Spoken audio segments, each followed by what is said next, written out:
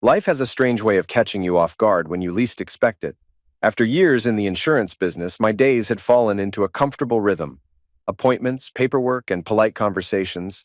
I'd grown accustomed to the predictable hum of my office, finding reassurance in its familiarity. But now and then, something shifts, and the ordinary transforms into the extraordinary. That day began like any other, coffee steaming beside a neat stack of files, oblivious to the fact that a simple interaction would unravel everything I thought I knew. While reviewing a new insurance policy for Jack Palmer, a longtime client and friend, he seemed distracted, fixated on a framed photo on my desk. It was a professional shot of my wife Kelly and me from our 25th anniversary. Clearly, he wasn't absorbing anything I was saying. Setting the photo down, Jack smiled and remarked on how lucky I was to have a wife like Kelly. Beautiful, graceful, the kind of woman most men would envy. In the picture, her blonde hair, styled in a French braid, cascaded down her back. She wore a modest silver cocktail dress, true to her conservative taste. High neckline, calf-length hem, and low heels. Her wardrobe had always leaned toward elegance without flash. In all my years in the insurance business, no client had ever spoken about my wife like that. It stirred an odd mix of pride and frustration. I loved her deeply, but I often wished she showed more interest in intimacy rather than her endless community meetings and groups. The conversation drifted to how we first met. I was a sophomore in college. She was a freshman. I first saw her chatting with her friend Emma walking down the corridor. Kelly, focused on Emma's animated storytelling, collided with me, sending my books flying. She bent to help me, only to bump into me again as she stood. I was too flustered to ask her out, and when Emma pulled her away, I blurted, "You owe me!" Without missing a beat, Kelly shouted back my address, while Emma waved, introducing herself with a mischievous grin. Jack chuckled at the story, but his mood shifted when he asked, almost casually, if Kelly had a sister or cousin in Westchester. I told him she didn't, and he shook his head.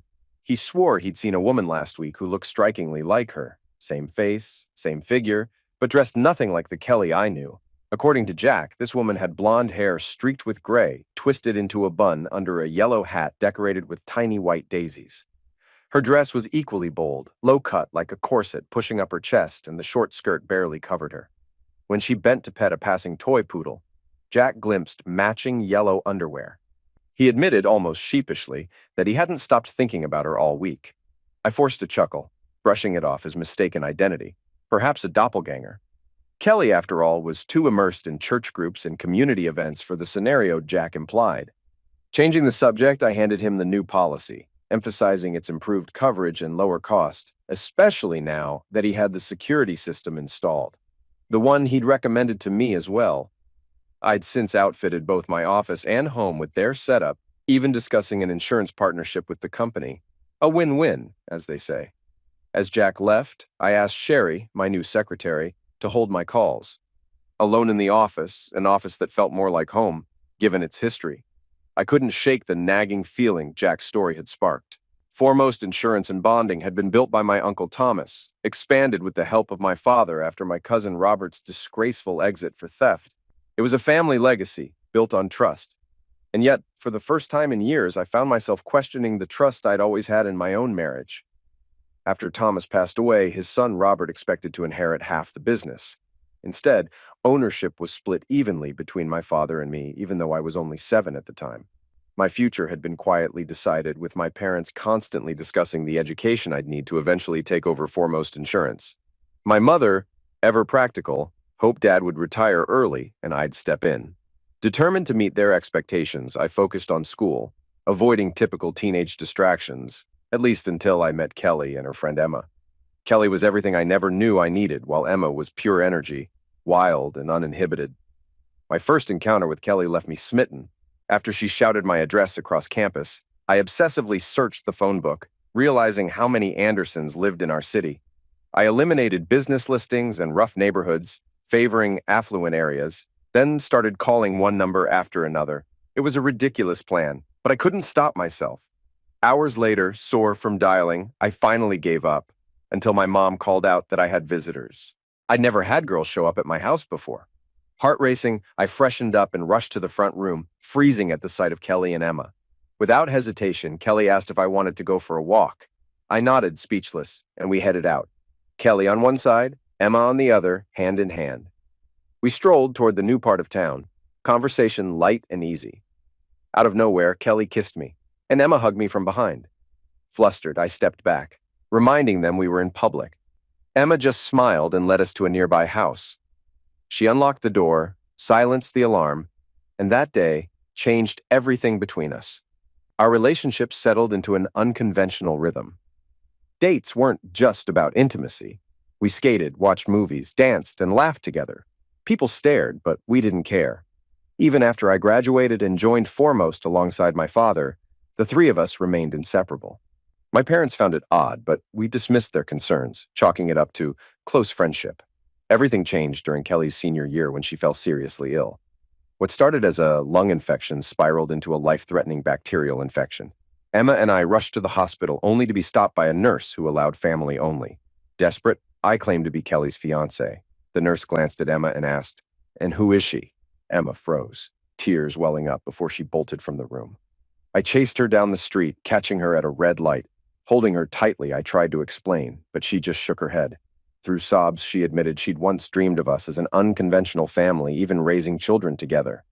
But reality hit hard. No government, company, or insurance would ever recognize such a bond. It was fantasy, destined to unravel. That night, I convinced Emma to stay at my place. It wasn't unusual. The girls often visited a few times a week, though they rarely spent the night. Yet something about that evening felt different, a quiet acknowledgement that the life we'd built was more fragile than any of us wanted to admit. Returning home, I found my phone ringing. It was Kelly's mother, Susan, calling with somber news. Kelly's condition had worsened, and while they hoped for improvement, things looked bleak. She promised to update me, knowing Kelly would want to see me if she woke. After sharing the news with Emma, I noticed a distant look in her eyes. She kissed me deeply, then quietly said it was time to start living for herself, to embrace things she'd always been too afraid to try. Surprised but supportive, I agreed to help in any way I could. She smiled mischievously and led me to the bedroom, shedding clothes as she went. That night, everything shifted between us. Later, Emma sat quietly, her expression unreadable. She confessed to having a date planned for Saturday and asked to use my place, wanting me there as backup in case things went wrong. It sounded odd, but I trusted her and agreed without pushing for details. Saturday arrived, and Emma spent the day preparing. When she finally emerged, the transformation was striking. She wore a sheer white silk blouse without a bra, a pleated skirt that flared with every spin, red nails, and matching heels. A rabbit fur jacket completed the look. With a playful wink, she promised to return soon with her date. As she left, it hit me. Delta Kappa Delta, the fraternity she mentioned, was predominantly black. Was she planning to bring someone from there? Why did she need me around for this? I grabbed a beer, trying to drown the pointless questions swirling in my head. I had lost count of drinks when Emma returned, flanked by two men. Michael, built like a football player, towered at 6'5" and 275 pounds. Paul, lean and tall, stood around 6'9", barely 160 pounds. They exchanged firm handshakes, their eyes flicking between me and Emma, sizing up the situation. Emma, ever direct, clarified the arrangement. They were there for her, but only under the condition that I watched. Respect was non-negotiable. Both men agreed, though Michael couldn't hide his confusion, questioning why my presence mattered. The moment felt surreal, but clarity struck. I admitted to Michael and Paul that for years, Kelly, Emma, and I had shared an unconventional but loving relationship. Yet when Kelly fell ill, an unspoken choice surfaced. Without realizing it, I had subconsciously prioritized Kelly, leaving Emma feeling cast aside. This setup, I realized, wasn't just about pleasure. It was Emma's way of proving she could find love and respect outside our tangled dynamic. Turning to Michael, I asked if he could truly embrace Emma, not as a fleeting thrill, but as someone worthy of love and partnership. His playful jab at finding someone more like me softened when Paul, more serious, spoke up. Given the choice between sharing Emma or losing her entirely, Paul chose love, no matter the terms. Before leaving, Emma revealed another layer to her motivation. This wasn't just for her, it was one of Kelly's unspoken fantasies, a dream Emma hoped I'd one day allow Kelly to explore. As they parted, Michael pulled me aside with unexpected advice. He warned that once a woman experienced intimacy with a black man, it often changed her preferences, sometimes permanently, sometimes secretly. It was meant as a friendly counsel, but it lingered long after the door closed. A few days later, Emma moved into an apartment with Michael and Paul. From that point on, They were inseparable, always seen together unless school or work pulled them apart. Meanwhile, Kelly's recovery was slow and grueling. She remained hospitalized until January 12th, losing 35 pounds during her 3-week stay. Once vibrant and curvy, she now appeared frail, her face sunken and body weakened. Yet her smile when she saw me was enough to bring tears to my eyes. Her parents brought her home, and I was there, ready to help her inside. The illness had ravaged not only her lungs, but her muscles as well, leaving her reliant on a walker. Extensive physical therapy awaited her. During those early days of recovery, I mentioned Emma's new living arrangement, prompting a curious look from Kelly. Quietly, she asked if Michael and Paul were black, and I nodded. Her reaction was telling, a mix of surprise and something deeper, though she quickly brushed it off as an old, foolish fantasy she no longer desired. What mattered to her now, she insisted, was that I still wanted her despite how illness had changed her body. I reassured her that my love hadn't wavered. It was never about appearances, but about who she was inside. We embraced carefully, her thin frame unfamiliar, yet still cherished. Determined to support her recovery, I took a few days off work, much to my mother's frustration, but with my father's full understanding. Kelly's parents appreciated the help, especially as therapy intensified. What began as light exercises soon stretched into grueling multi-hour sessions. By graduation, she had regained strength, but not her former shape. Her once soft curves had been replaced by lean muscle and a washboard stomach. Her face, at least, had regained some color, and her smile, though thinner, still warmed my heart. At her graduation party, hosted by her parents at Murdoch Steakhouse, friends and family took turns praising Kelly's resilience. When the microphone was passed to me, I didn't hesitate. After a few lighthearted words, I dropped to one knee, pulled out a velvet box, and asked her to marry me. For a moment, time stood still. Tears streamed down her cheeks as she froze silent until Emma rushed to her side, urging her to answer. Finally, Kelly nodded, her voice shaking as she accepted. The room erupted in celebration. Her family embraced me, welcoming me as their own. We married soon after, though the experience had changed Kelly. Once adventurous and carefree, she became more reserved, trading spontaneity for stability. I didn't mind. I loved her, and we built a life together. 6 months into our marriage, Emma showed up unexpectedly, tequila and margarita mix in hand. It was the first time we'd all drank together since the wedding. Conversation flowed easily until Emma bluntly brought up her relationship with Michael and Paul, painting it as an experience beyond anything she'd ever known. Her words grew more animated as she described the intensity of it, only to suddenly pause, realizing I was sitting right there.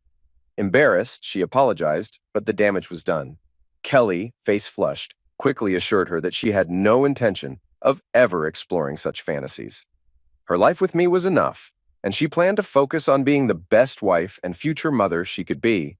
Then, without warning, she dropped a bombshell. She was pregnant. Stunned, I could barely process the news. We had talked about children but hadn't planned anything concrete. My confusion didn't escape Emma, who quietly asked how I felt about fatherhood. I blurted out that as long as the baby was ours, I'd love it unconditionally. That's when Emma, voice tinged with something I couldn't quite place, began to ask, "What if it wasn't?" Kelly cut her off sharply, telling Emma it was time to leave. Without another word, Kelly retreated to the bedroom. Emma stood frozen, tears welling up. I caught her at the door, holding her close as she quietly sobbed. When I pressed her for answers, she simply kissed my cheek and whispered, "Some things are better left unsaid. Not every fantasy should come true." With that, Emma walked out of our lives for good. We never saw her again. Later that evening, Kelly lay on the bed, quietly sobbing.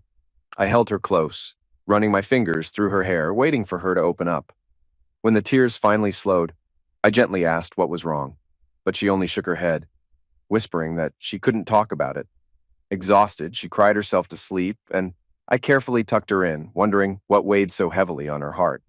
7 months later, our son, Thomas Gregory Wilson, was born, a strong, healthy boy.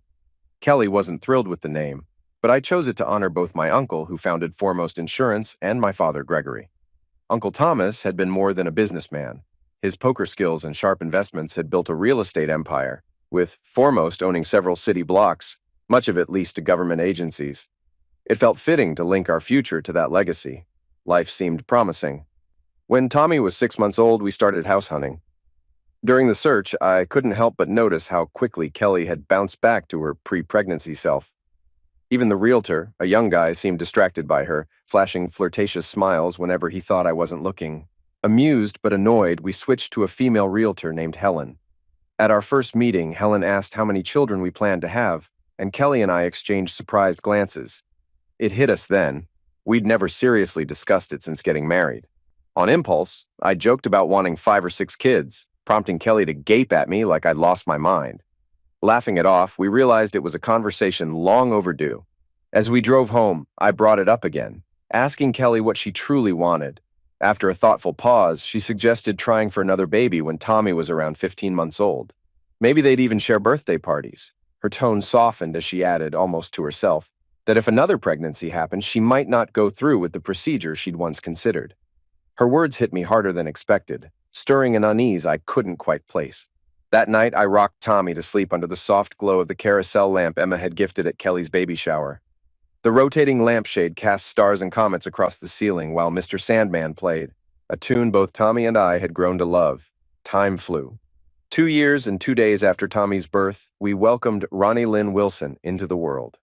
Unlike her calm, older brother, Ronnie arrived screaming and seemed to never stop unless surrounded by friends or busy with activities. From t-ball to dance, church camps to sleepovers, her childhood was a blur of motion. Tommy excelled in sports and academics, while Ronnie balanced her social energy with sharp intellect, maintaining a perfect GPA, just like her brother. Eventually, Tommy earned a PhD in crypto-cybernetics, specializing in complex computer systems, while Ronnie pursued robotics and AI, earning her master's degree. Both married, Thomas to Casey, with 3 children, Donald, Nick, and Kelsey, and Ronnie to Annette, with twin daughters they adopted from Korea, Aiko, and Mako. I couldn't have been prouder of our children, yet as they built their futures, Kelly and I quietly drifted apart. About 2 years ago, our intimacy faded. Kelly immersed herself in church choirs, women's groups, and charity work, often returning home late and exhausted. I never doubted her fidelity. I loved her deeply and believed love meant unwavering trust. Business thrived, allowing us to support Kelly's favorite causes generously. But life took an unexpected turn a few months after Jack Palmer's visit. One afternoon, while reviewing government contracts, my secretary interrupted over the intercom. "Mr. Wilson, you have visitors." I sighed, irritated. "I told you no interruptions." Her voice tightened. "Sir, they're already on their way in." Just as I reached for my phone to dial emergency, the door swung open. Thomas walked in, followed closely by Ronnie, who was the spitting image of her mother. I jumped up so quickly that I slammed my thigh against an open drawer, forgetting entirely what I'd been searching for. Pain aside, I embraced them both tightly, relieved but puzzled by their unexpected visit. We settled onto the worn leather sofa my Uncle Thomas had once ordered, still more comfortable than most modern furniture. Their uneasy glances and tense expressions quickly shifted my focus. Something was wrong, seriously wrong. Ronnie, holding back tears, took my hand while Thomas scrolled through his phone. Their hesitation spoke volumes before a word was said. Finally, Thomas revealed the reason for their visit. It seemed Kelly was having an affair. Stunned, I leaned in as Thomas explained. A friend of his, Larry, an NFL player, had shared the story. Larry's older brother, wealthy and brash, had been bragging about his affair with a beautiful married woman. He was smitten, talking about marriage, though she insisted she wouldn't leave her husband. In one heated moment, he even claimed he'd liquidate her husband if it would clear the path for them. She reportedly dismissed the idea, saying she couldn't live with him if he did something so extreme. Then came the proof. Thomas showed me a series of photos.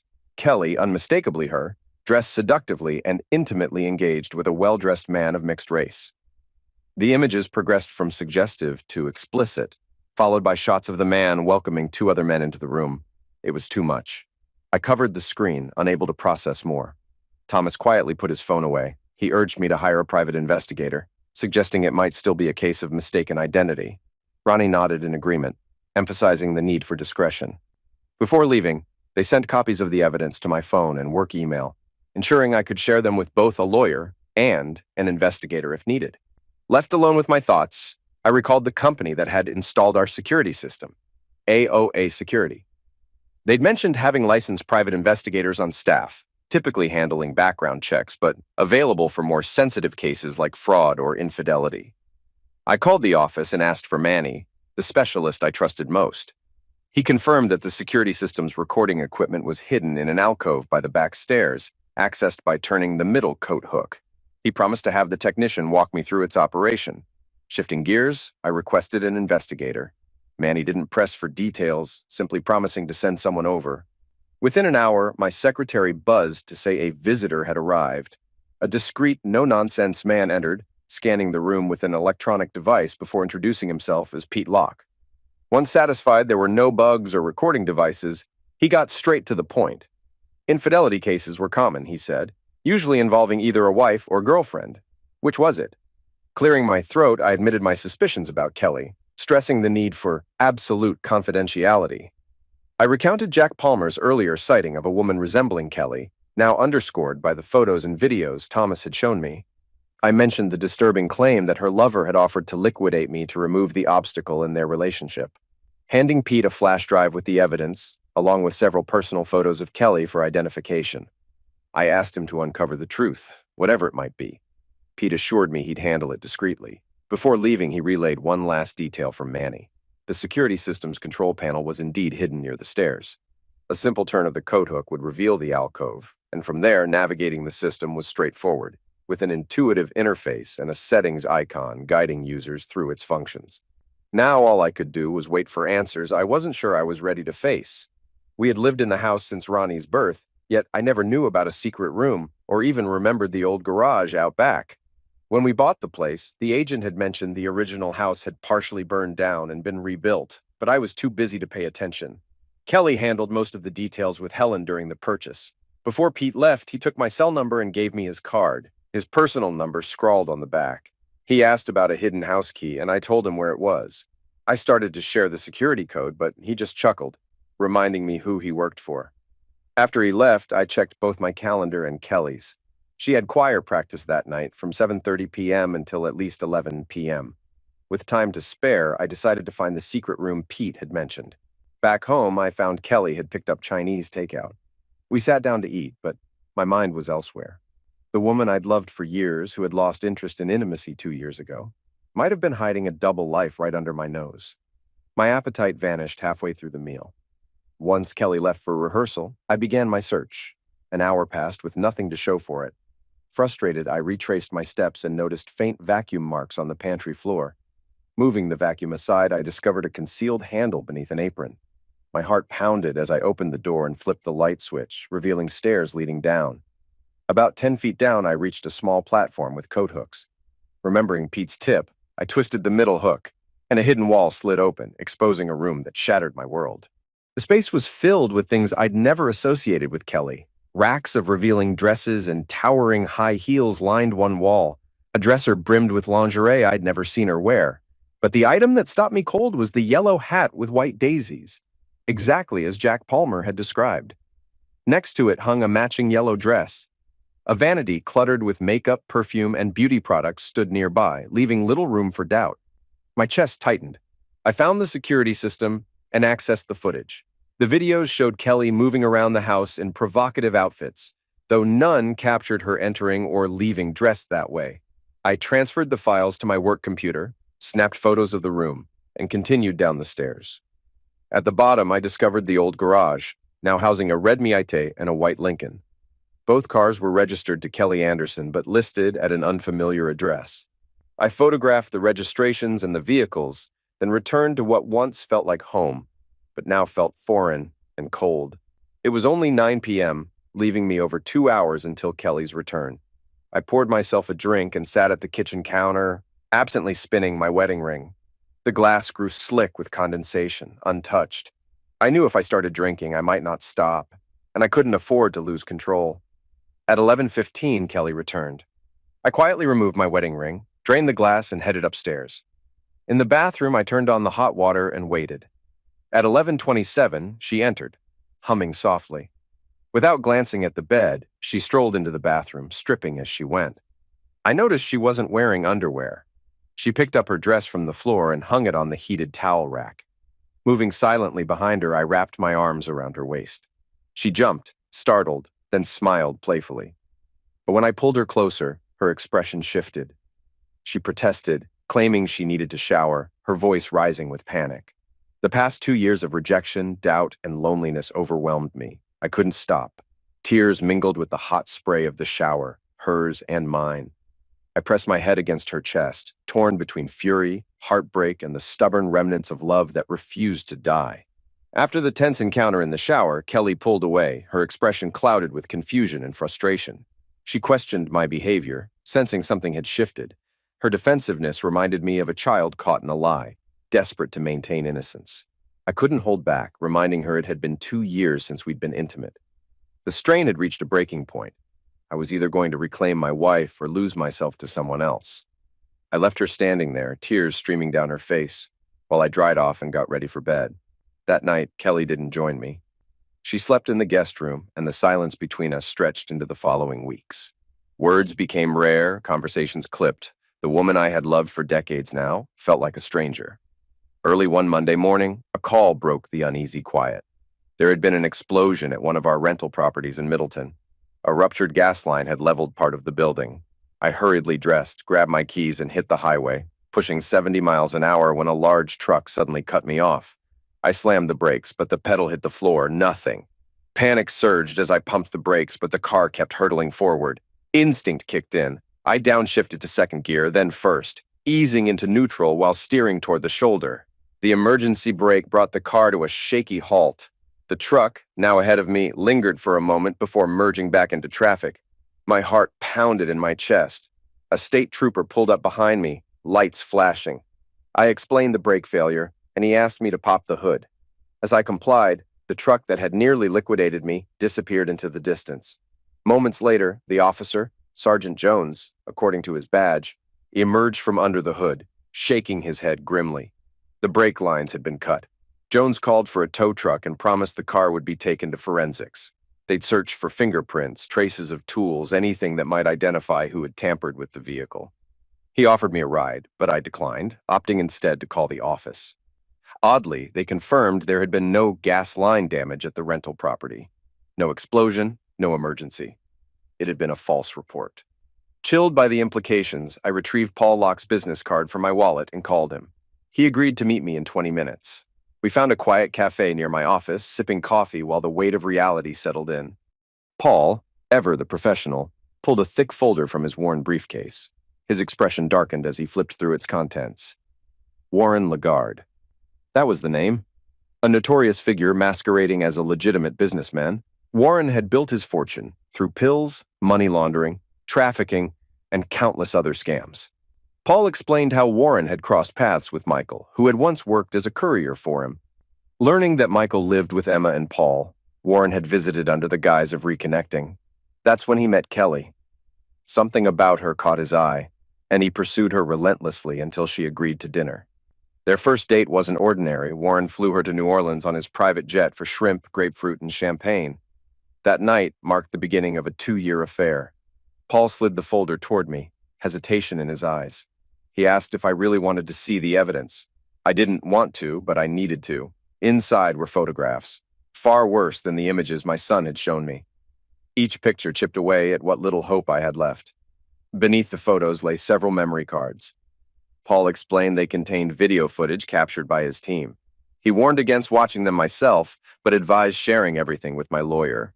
As the reality of betrayal sank in, Paul urged me to call Manny and arrange personal security until the divorce was finalized.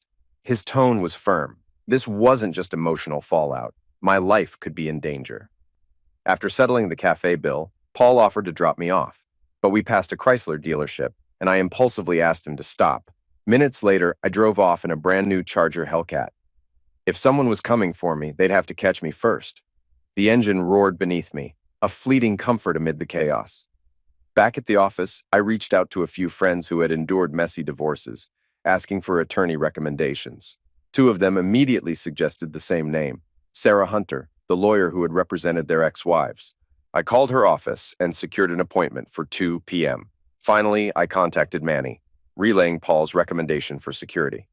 He assured me someone would meet me at Sarah Hunter's office. It was time to protect myself and face the truth head-on. Before heading out, I called my accountant to explore ways to protect my assets. By 2 p.m., I was seated in Sarah Hunter's office, a sharp, no-nonsense attorney with reddish-brown hair and keen brown eyes. She greeted me with a firm handshake, her professional demeanor balanced by a hint of curiosity. I explained everything: the affair, the attempted brake sabotage, and the threat from my wife's lover. Sarah listened intently, her face tightening as I handed her the folder filled with evidence. She inserted one of the memory cards into her computer, her expression shifting from shock to discomfort as the footage played. After a moment, she called in her assistant, Crystal Porter, a young blonde who nearly stumbled when she caught sight of the screen. Sarah introduced Crystal, explaining she'd handle paperwork and any follow-ups. As Crystal blushed, clearly flustered by the videos, she took the folder to make copies. Meanwhile, Sarah and I spent the next 2 hours discussing my legal options. Thankfully, Foremost was structured as a corporation, keeping it safe from division. However, Kelly could claim half the house, bank accounts, and IRAs. Our meeting was interrupted when Crystal returned, announcing a visitor for me. A tall, fit man entered, introducing himself as Stephen Dahlia, my bodyguard sent by Manny. Both Sarah and Crystal exchanged glances, clearly impressed. After Sarah assured me she'd be in touch once the divorce paperwork was ready, Stephen and I left together. Back at the office, Stephen stayed close, his vigilance bordering on excessive. Just as I was about to dismiss the concern, he suddenly shoved me into the juniper bushes. 2 bangs cracked the air. A passenger in a plumber's van had aimed a tool at us. Stephen drew his own tool, firing at the van and shattering its back window. The van lurched into traffic, colliding with another car. Without missing a beat, Stephen barked at me to call emergency. I relayed the situation, barely able to steady my voice, as sirens blared from every direction. Within minutes, officers secured the area. The driver had suffered critical injuries and was barely conscious. The passenger hadn't survived, while paramedics checked me for shock. 2 detectives approached, flashing their badges. Tom Baker Sr. and Tony Noddle, grizzled, no-nonsense types.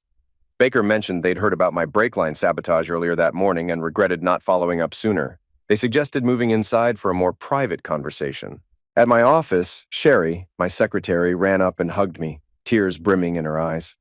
I hadn't realized she cared that much. Once we settled in, the detectives pressed for answers. Why would someone want me dead? The weight of the situation hit hard. My throat tightened and tears welled up, but Tom's stern gaze cut through my panic. I pulled myself together, recounting everything. Kelly's affair, Warren Lagarde's threats, and how she once rejected the idea of him liquidating me. Though now, I wasn't so sure. Tony scribbled notes, asking for proof. I slid the folder across the desk, and their eyes widened at the explicit evidence. Several clear shots of Lagarde's face left no doubt about his identity. Baker sighed. We might pin something on him, but don't get your hopes up. He's slippery. Stephen, standing guard behind me, squeezed my shoulder. I've got your back, Mr. Wilson. The detectives handed me their cards, promising to stay in touch. As they exited, Baker glanced back at Stephen with a knowing grin. Nice shooting today. We miss you in the department. Surprised, I turned to Stephen. You were a cop? Why'd you leave? Stephen chuckled, his expression softening. He explained how, one morning, while working as a detective, he was unexpectedly summoned to the commissioner's office. The other detectives had teased him, speculating it was either a promotion or disciplinary action. He hadn't known what to expect. That meeting, it turned out, would change everything. Stephen hesitated, then confessed why he'd left the force. The commissioner had accused him of impregnating his stepdaughter, Ashley, demanding marriage to make her an honest woman. Apparently, Ashley claimed it happened at a party after one of the detectives flashed a gold badge. The accusation jogged Stephen's memory. A girl had indeed cornered him at that party, flirtatiously asking if he wanted her. He had refused, even when she dragged him into a bathroom and tried to seduce him. Facing the commissioner, Stephen stood his ground, insisting he'd wait for a paternity test. When the results inevitably cleared him, his suspension without pay led him to resign and pursue a private investigator's license, a decision he never regretted.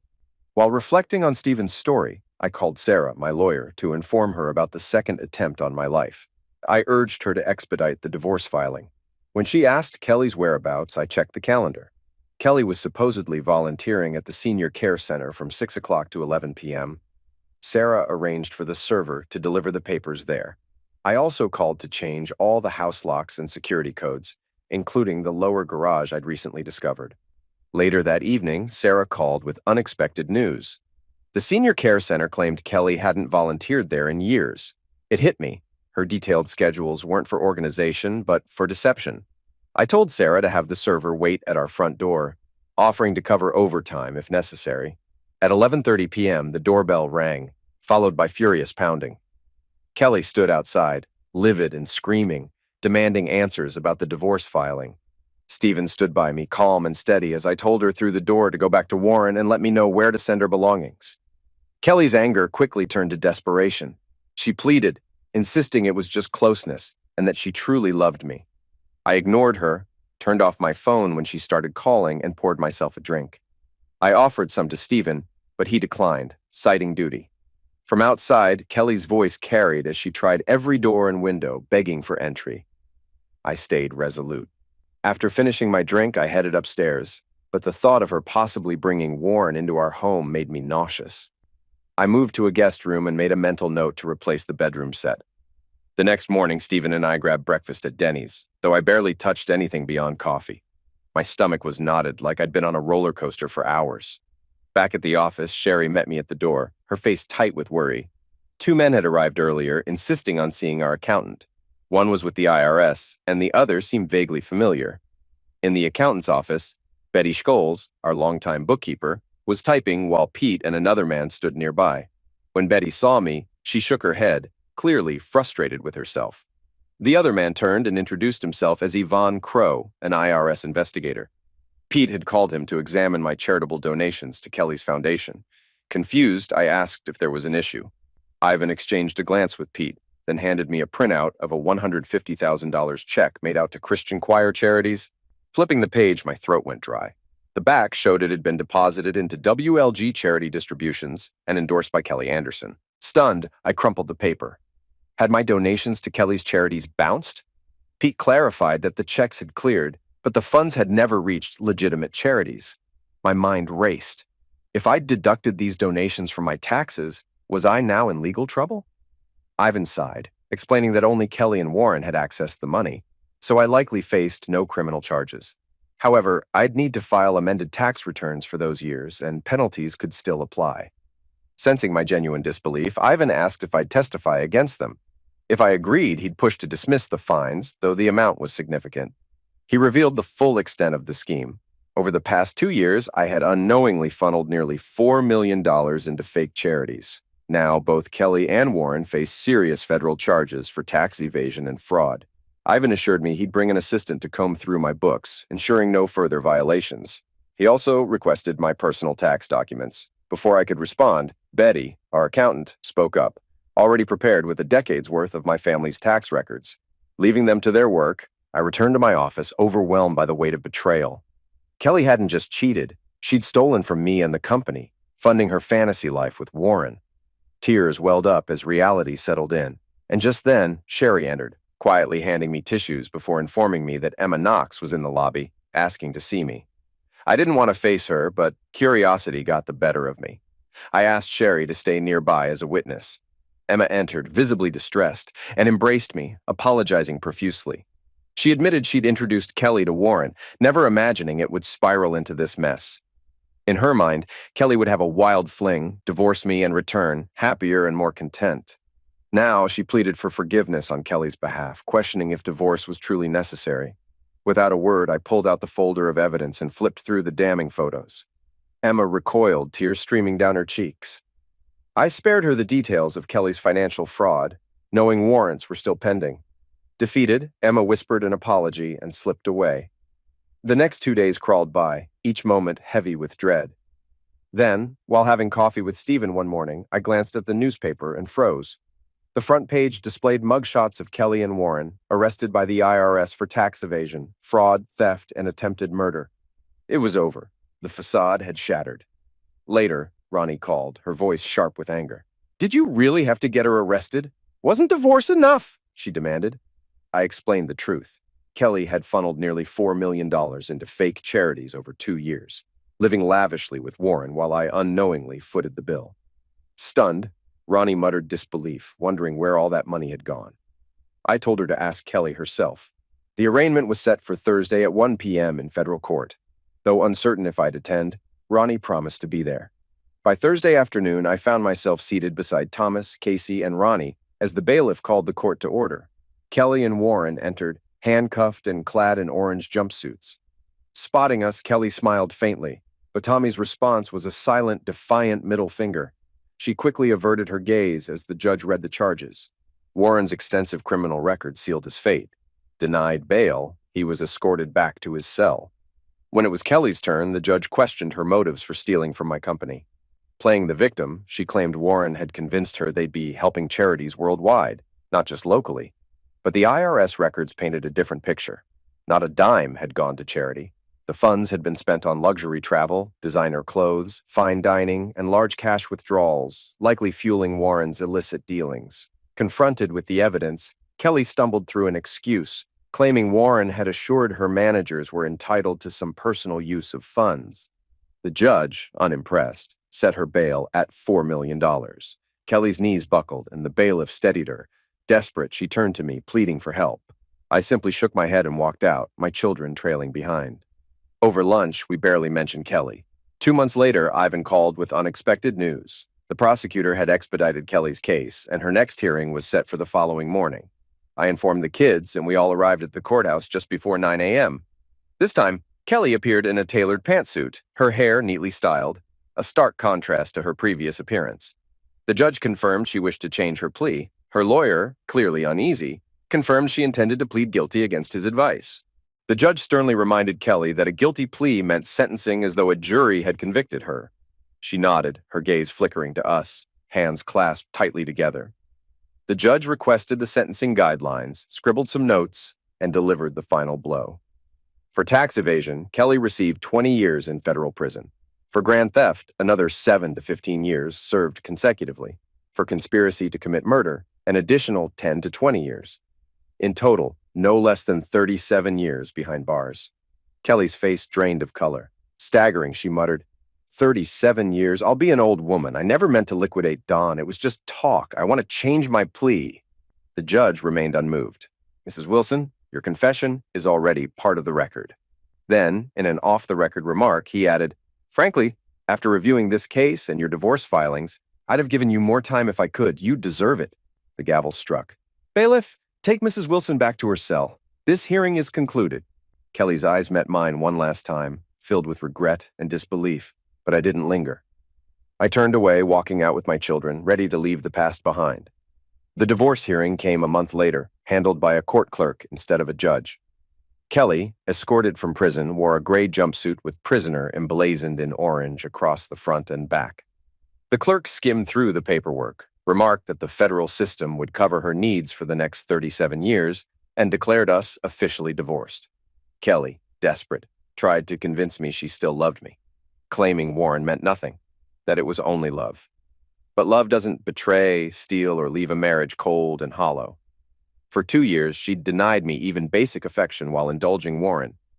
Friends had whispered about the affair long before I faced the truth, and it was our son who first showed me the evidence. Her words meant nothing now. The guard cut her off, reminding her it was time to go. She begged me to visit during visitation hours, but I had no desire. My love for her had died, replaced by cold indifference. 6 months later, Warren's trial unfolded. The prosecution linked the 2 hitmen directly to him, along with the van registered in his name. He received 25 years for attempted murder, another 20 for tax fraud, and 10 for grand theft, a virtual life sentence. Further investigation revealed he'd used the stolen money to buy several properties. I filed claims, reclaiming the titles, and recovering nearly half of what had been taken. Fortunately, his legitimate businesses provided enough assets for me to recoup the rest, along with my legal fees. Yet no amount of restitution could fill the void. Loneliness consumed me. I drowned myself in work, skipping meals and spending evenings at the gym until exhaustion set in. Most nights ended with a solitary dinner, soup or salad from Panera or Subway, before returning to an empty house. Weekends were no different. Work became an escape from silence. I donated all of Kelly's belongings, keeping only what Ronnie wanted. Tommy refused anything tied to his mother. The IRS seized Kelly's cars and condos, sparing me the hassle. Packing up the infamous yellow dress and hat was the hardest. Each fold echoed Jack Palmer's haunting words. I shoved them into a black trash bag, bitterness tightening my throat. Sleep rarely came, and when it did, nightmares of Kelly and Warren twisted my dreams. One rainy Friday evening, Emma appeared at my door, drenched and trembling. Her lip quivered as she admitted fault, blaming herself for introducing Kelly to Warren. She'd foolishly believed a brief fling would rekindle Kelly's passion for life, and for me. Emma had never imagined the destruction that would follow. Reluctantly, I let her in. We sat across from each other in tense silence until she finally broke down, admitting her regret and asking if I hated her. I couldn't answer right away. My mind churned, caught between old affection and fresh wounds. Eventually, I told her the truth. I didn't hate her, but love had long since faded. Kelly's fantasy might have been a fleeting mistake, but she'd fallen for the lifestyle Warren offered, something I couldn't compete with. Now, everyone was paying the price. Tears welled in Emma's eyes as I stood, guiding her to the door. She hesitated as if to say more, but I closed the door without another word. It hurt too much to prolong the goodbye. The next morning, suffocating in the emptiness of the house, I prepared for work. Just as I finished dressing, the doorbell rang. To my surprise, Sherry, my secretary, stood there, flushed and sweaty, wearing tight running shorts, a sports bra, and sneakers. Her long red hair was pulled back into a ponytail. She'd been training for a 10K when her water bottle broke. Since she was just a block away, she stopped by hoping for a refill. I invited her in, suddenly noticing her in a way I hadn't before. Outside the office attire, her athletic frame stood out, lean, toned, vibrant. She had to be at least 15 years younger than me. What was I even thinking? We sat at the kitchen table sipping sports drinks and talking. I learned her fiancé had left her months ago for someone else and heard more about her family. For the first time in a long while, conversation filled the house with something other than regret and silence. Sherry already knew about my situation thanks to office gossip. I handed her a kitchen towel to wipe the sweat from her brow, and she mentioned needing a shower. Without thinking, I offered mine. She hesitated, glancing at her damp running clothes, but I assured her I could toss them in the wash while she borrowed one of my robes. Leading her to the master bathroom, I fetched a plush robe and, sensing I'd be staying home for a while, removed my jacket and tie. Moments later, Sherry emerged, wrapped in the robe, and handed me her clothes. As the washing machine hummed, I heard the shower running, stirring memories of shared moments with Kelly. Lost in thought, I barely registered Sherry calling my name until her voice grew louder. I hurried upstairs, concerned, only to have her yank me into the shower, water cascading down her like a vision. Laughter filled the room as we stumbled into the bedroom, warmth replacing the cold emptiness I'd known for months. We ran out of hot water, but neither of us cared. We simply moved to the bed, laughing like teenagers. Afterward, she curled under the covers while I darted downstairs to toss her clothes in the dryer. When I returned, we made love again, the weight of loneliness lifting for the first time in ages. As we lay there, catching our breath, I suggested dinner and dancing. Sherry teased, asking if I'd really take her out in running gear. Grinning, I offered two options: go home to change, or let me buy her something new. She chose the latter, and at the mall, she picked a black velvet wrap dress, open-leg tights, and 4-inch heels. The older cashier's raised eyebrow when I paid made us both chuckle. When I joked about a stop at Victoria's Secret, Sherry leaned in, whispering, "You don't wear underwear with dresses like this." My heart raced. Dinner was perfect, and the dancing even better. As the night ended, I thanked her for giving me the best day I'd had in years. Sherry, eyes sparkling, suggested we swing by her place so she could grab some things and continue the night at my house. I hadn't felt this alive since first falling for Kelly. We left the club at dawn and drifted to sleep, wrapped in contentment. I woke around noon, Sherry still nestled against me. Craving coffee, I slipped into sweatpants and headed to the kitchen. Just as I poured a cup, a car pulled into the driveway. It was Tommy, Casey, and the kids. The grandkids rushed me for hugs as we settled into the living room, chatting about life updates. Mid-conversation, Donald suddenly blurted, "Grandpa, who's that?" We turned to see Sherry descending the stairs in a pink tracksuit, her smile widening as Tommy and Casey exchanged knowing glances. I introduced her, and everyone embraced without hesitation. We dressed quickly and took them out for barbecue, where Kelsey devoured more ribs than both her brothers combined. Sherry blended effortlessly with the kids, like family was second nature. As I paid the bill, Tommy pulled me aside, admitting Casey thought Sherry was too young for me, but he couldn't recall ever seeing me this happy. "Go for it, Dad," he said, grinning. "And if you do, can I be your best man?" The thought hadn't crossed my mind. This was still so new, yet everyone seemed to see something I hadn't fully grasped. After lunch, we played mini golf, laughing until our sides hurt. The joy of family time, long absent from my life, returned with surprising ease. As I watched Sherry with the grandkids, I realized how much she meant to me, and wondered if she'd ever consider sharing her life with someone my age. We settled into a rhythm. Friday dinners led to weekends together, filled with wine tastings, theater outings, and lazy mornings. Passion never waned, and by Sunday night, she'd head home, only for us to reunite at work on Monday. Eventually, I learned she was 22 years younger, but Sherry brushed off the gap, insisting love mattered more than age. By Christmas, we were planning a June wedding. But on Christmas morning, Sherry quietly pulled me aside, her expression unusually serious.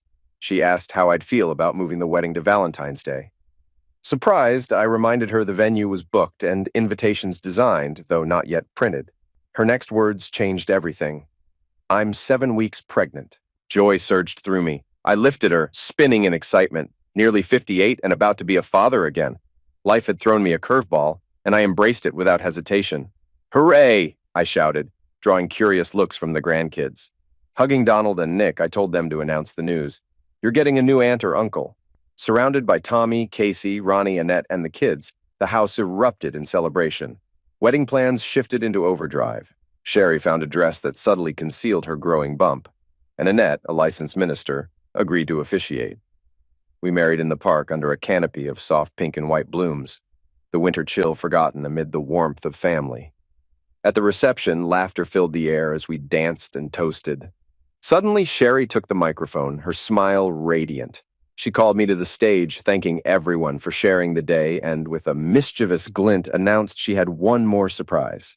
She'd had an ultrasound the day before, and I was still in the dark about the baby's gender. Sherry, ever full of life and love, was about to change that. The room fell silent, anticipation thick in the air. Excitement bubbled inside me as Sherry, her hand resting on her small belly, smiled and unrolled an ultrasound her bridesmaid had handed over. I glanced at the image, trying to make sense of it, when Sherry's eyes sparkled. Twins, boys. Cheers erupted as I embraced my wife, surrounded by friends and family celebrating the unexpected blessing. I'd always wanted a big family, but never imagined it would come together like this. Sherry's pregnancy was smooth. We spent our days walking, attending Lamaze classes, and savoring quiet moments together. I stepped down from my role at the company, promoting Carl to take over, while Sherry transitioned from secretary to personal assistant with a salary bump to secure her future benefits. On June 27th, Benjamin Nelson and Samuel Carter entered the world. Tears welled as I watched Sherry cradle our sons, while the photographer captured the moment. As we packed up, the photographer shook my hand, reminding me just how lucky I was. He didn't need to. I already knew. Back in the room, Sherry examined the boys, laughing at their uncanny resemblance. They were identical in every way, until she spotted a small mole on Samuel's wrist, absent on Benjamin's. That tiny mark saved us from considering less conventional ways of telling them apart. Determined to leave old memories behind, we sold the house and bought a luxury motorhome. I also sold Foremost Insurance, keeping only the rental properties, now managed by a professional firm. With Sherry still officially my assistant, we embraced life on the road, traveling across the U.S. and Canada with our sons. News of my remarriage and the twins eventually reached Kelly through Ronnie. That night, she attempted life-ending act, though prison staff intervened in time. The incident led to her confinement in a psychiatric ward, and any letters she sent me went straight to the trash. Warren Lagarde didn't fare much better. Stripped of power and protection, he crossed the wrong people in prison. He was found dead one morning. No one saw anything, or if they did, no one spoke. For 5 years, we explored every corner of the country, homeschooling the boys along the way. But I began noticing Sherry's exhaustion. Life on the road had worn her down. We returned to Larson, bought 20 acres outside town, and hired an architect to design our dream home. The property, nestled between 2 lakes and crisscrossed by streams, became our sanctuary. The 3-story house featured heated ramps and 2 elevators, small concessions to my aging body. My focus shifted entirely to enjoying life, cherishing my sons, spoiling Sherry, and embracing each fleeting moment. Now, surrounded by a loving wife, wonderful children, 9 grandchildren, and 6 great-grandchildren, I know peace. When my time comes, I'll leave this world content, grateful for every twist and turn that brought me here.